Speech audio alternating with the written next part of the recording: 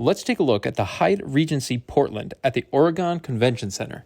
If you're thinking about staying here, you're going to want to take a look around the room. Let's take a look. The first thing you're going to notice about this hotel is that it's impeccably clean.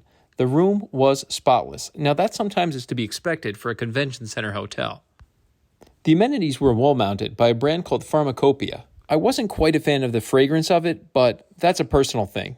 Another important thing to know if you stay here is that the room is only cleaned upon request. I stayed here for 5 days, and the room was only cleaned once the day before I checked out. So be careful before you throw your towels on the floor, because if you're going to need new ones, you will have to ask for them. The layout of the bathroom was a little bit weird. The door to the toilet was glass separated, and it pulled into the room. It didn't leave you a lot of room to move around. There was no main door to the bathroom, which I thought was kind of strange. Another thing I did like was the K-cups that were offered. They were here with a Keurig machine for you to use. But remember though, once you use them, they are not going to be replaced. If you have a certain level of status, the water was free. Otherwise, if you don't, they would charge you about $3 per bottle. I left the lights off in here so you could take a look at two things.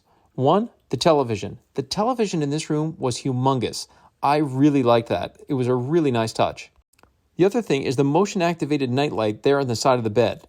Now that sounds like a good thing, however, it would be frequently activated at nighttime inadvertently. A really nice thing about this hotel is an abundance of power cables and USB charging ports all over the room. The desk, the bed, everywhere. Now this little piece of paper here says that their intent is to, quote, not to provide you with daily housekeeping service. That's disappointing when you're paying almost $300 a night and you don't even get daily housekeeping service.